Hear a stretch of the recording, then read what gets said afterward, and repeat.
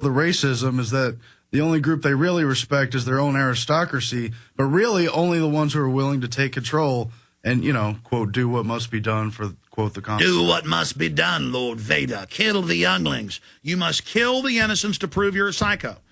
And the priest class always demands children and women be killed as an act of total submission.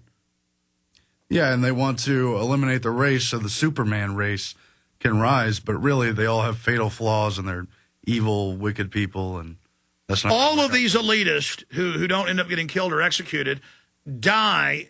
I don't even want to say how they all end up eating their own excrement, crazy, thinking they're God. It's admitted that Lenin would go to a little island he had with thousands of white rabbits. They ended up putting that in a Hollywood movie separately, where the crazy guy pops the back of the car and throws out the rabbits and is running around shooting them with a shotgun. And he would just run around stabbing them and killing them and shooting them and just flopping around. And he would order them more blood, more death. In fact, we have that in a clip coming up. Yeah, I think Franco in Spain liked to hunt an entire field of quail and he wasn't satisfied until there was thousands of them. He didn't even like to eat them. He just liked to kill. He would have others help him kill. It's, I guess it's something they do. I don't know why. Well, I'm going to have you back in. I get in here and start ranting, want to give people all the data. But think about every human culture turns into human sacrifice, enslavement, and war. It's an act of utter submission because psychopaths like the same thing, whether it's Ted Bundy or whether it was, you know, the king of the Aztecs, Montezuma. It's the same deal. Let's play this Mussolini worshiping clip. Here he is worshiping Mussolini, the head liberal that they all worship, George Bernard Shaw. The other thing for instance, now that is what I call my Mussolini study. They, by the way, I think in justice to Signor Mussolini, I ought to tell you that he has a very wonderful head. He has a wonderful brow which comes down to here. But the difficulty is that he can't take it off. Now, if you watch me, I can put on that imposing look that terrifies the Mussolini look. Then he howls Hitler. Then he does the fascist salute. I can take it off. Now, Signor Mussolini cannot take it off.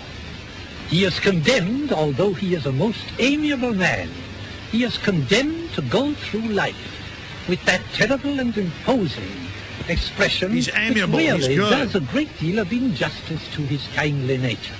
But I can put it on, and I can take it off. And he goes on to say how great Mussolini is. And in his writings, he praised Hitler, he praised Mussolini, and he believed, we're going to play that clip coming up, that everyone should be nerve gassed. Go ahead and read some quotes. Yeah, it's kind of, there's a riddle in there because he calls Mussolini kindly and amiable. It's in his quotes, too.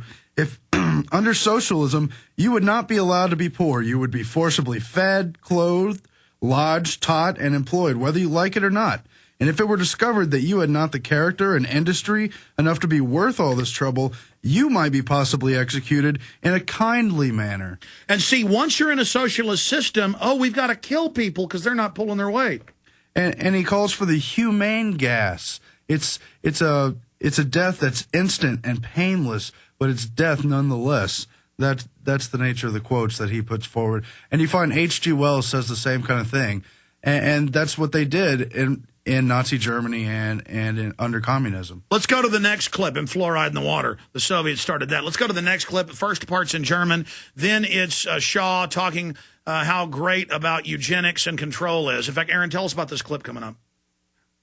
Yeah, it's the same kind of thing. It's how he wants to forcibly execute people who are not deemed worthwhile to live. It is eugenics, but it's also socialism. And now the cover of Newsweek, the case for killing Granny. Here it is.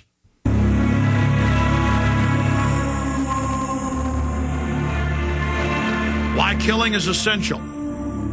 First appeared in January 1849 in Marx's journal Neue Rheinische Zeitung.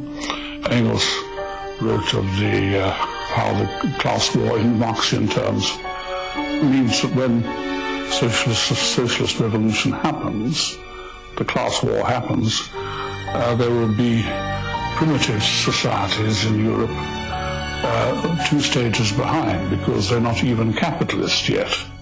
And he had in mind the Basques and the Bretons and the Scottish Highlanders and the Serbs, and he calls them racial trash, Abfälle, racial trash, and they will have to be destroyed because being 2 stages behind in the historical struggle, it will be impossible to bring them up.